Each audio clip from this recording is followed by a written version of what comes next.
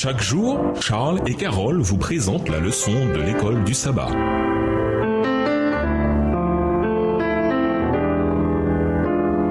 Bienvenue à votre émission Dieu nous parle. Nous voilà à la leçon de dimanche, préjugés ethniques. Lisons Acte 6, verset 1. Quel problème a poussé les gens à se plaindre de la distribution de nourriture aux veuves? Acte 6, verset 1. À cette époque-là, comme le nombre des disciples ne cessait d'augmenter, des tensions surgirent entre les disciples juifs de culture grecque et ceux qui étaient nés en Palestine. Les premiers se plaignaient de ce que leurs veuves étaient défavorisées lors des distributions quotidiennes. Certains des premiers chrétiens avaient apparemment des idées préconçues sur les veuves hellénistes qui vivaient parmi eux, et ils leur donnaient moins de nourriture qu'aux veuves d'origine juive. Ce favoritisme perçu provoqua une division dans la jeune communauté de croyants. Que ce favoritisme ait été réel ou non, le texte ne le dit pas. Il est simplement dit que certaines personnes le croyaient. Ce conflit menaça très tôt l'unité de l'Église. Il est fascinant de constater que les divisions ethniques étaient présentes si tôt dans l'Église. Lisons Acte 6, les versets 2 à 6. Quelles mesures simples l'Église a-t-elle prises pour résoudre ce malentendu? Acte 6, versets 2 à 6. Alors les 12 apôtres réunirent l'ensemble des disciples et leur dirent: Il ne serait pas légitime que nous arrêtions de proclamer la parole de Dieu pour nous occuper des distributions. C'est pourquoi, frères, choisissez parmi vous 7 hommes réputés dignes de confiance, remplis du Saint-Esprit et de sagesse. Nous les chargerons de ce travail. Cela nous permettra de nous consacrer à la prière et au service de l'enseignement. Cette proposition convint à tous les disciples. Ils élurent Étienne, un homme plein de foi et d'Esprit Saint, ainsi que Philippe, Procor, Nicanor, Timon, Parménas et Nicolas, un païen originaire d'Antioche qui s'était converti au judaïsme. Ils les présentèrent aux apôtres qui prièrent pour eux et leur imposèrent les mains. L'Église primitive connaissait une croissance rapide et cette croissance ajoutait des fardeaux de plus en plus pesants sur les apôtres. Le choix de ces 7 hommes, traditionnellement appelés les diacres, bien que le Nouveau Testament ne les appelle pas ainsi,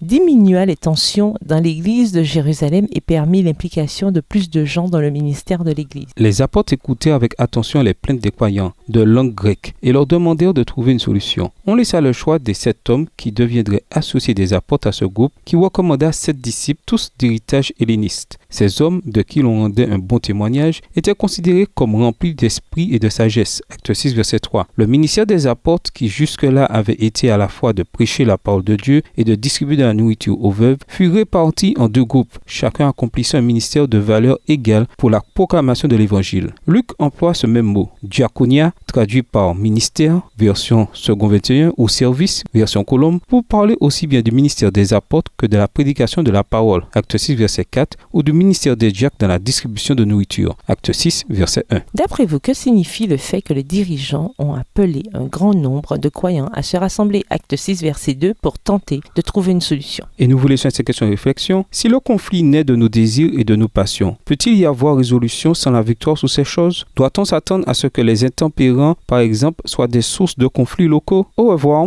Et à demain si Dieu veut. Dieu nous parle. Chaque jour, Charles et Carole vous présentent la leçon de l'école du sabbat.